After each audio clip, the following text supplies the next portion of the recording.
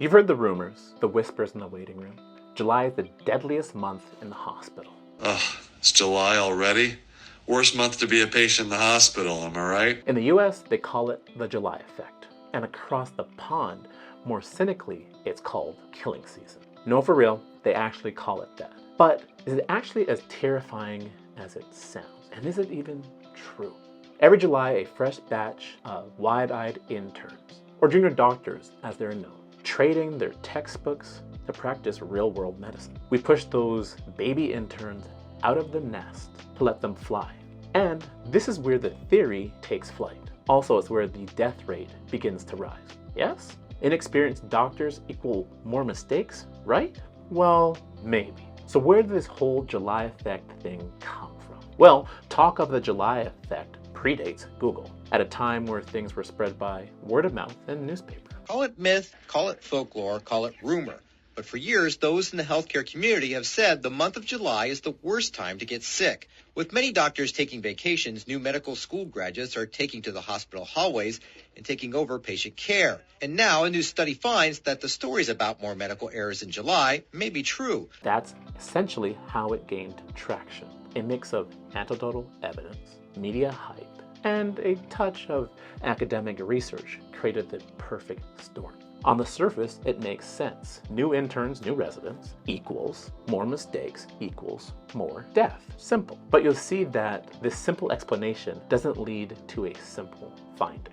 Now let's talk about where this July effect drama takes place, the actual building where it takes place. Teaching hospitals, the facilities for medical education, medical academics, and doctor training. All of the training takes place alongside exams, bedside learning, and patient care, as opposed to non-teaching hospitals, which are all about patient safety. They focus on patient safety without the complexities of medical education. What am I trying to say? Non-teaching hospitals don't have junior doctors or trainees. Essentially, they should have no July effect. Anyways, researchers wanted to determine, is the July effect real? So they dived into decades of hospital data. They studied almost 30 years of hospital records from teaching hospitals across the US. And what did they find? A 10% spike in medication errors during July. Wow.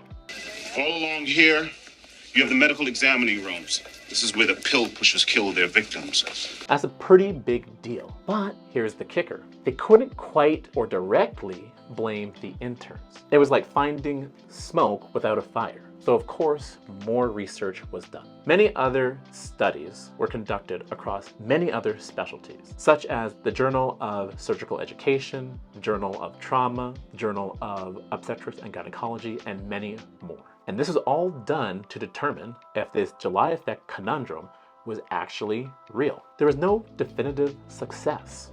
And you'll learn in medicine, nothing is clear and nothing is that simple. Some studies screamed the July effect is real, while others whispered, it's all in your head. So at the end, we're left with a cloud of uncertainty. Now, despite interns and new residents making mistakes, there are several reasons why mistakes are not seen or the July effect is not seen. One of the first reasons is a robust training program. Medical residencies have a strong structure of education, which helps the interns to think a certain way or to spot certain errors. Also, they definitely have mentorship, so interns can rely on senior staff to help guide them. The second thing is hospital protocols and hospital technology. EMRs or computer software has built-in fail-safes, preventing mistakes and allowing mistakes to be identified. Also, there's procedure guidelines for everything. So you're going to perform a procedure, you follow the guidelines, and you follow them over and over to an exact T to also prevent errors. The last thing is hospitals have a certain practice culture or safety culture, and that also helps reinforce good medicine and good practice. But you can sum up these three things in a different way. Programs and administrators know mistakes will be made, and therefore they compensate for it. You know somebody's going to mess up, so you put in protocols to stop it.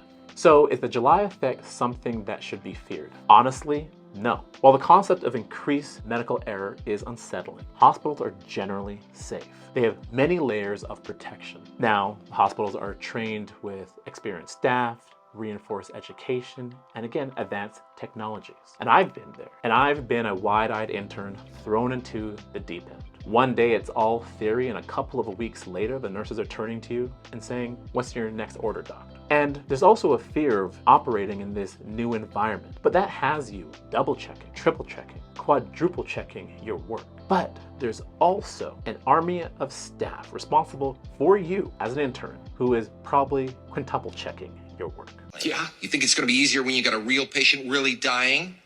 What are you missing?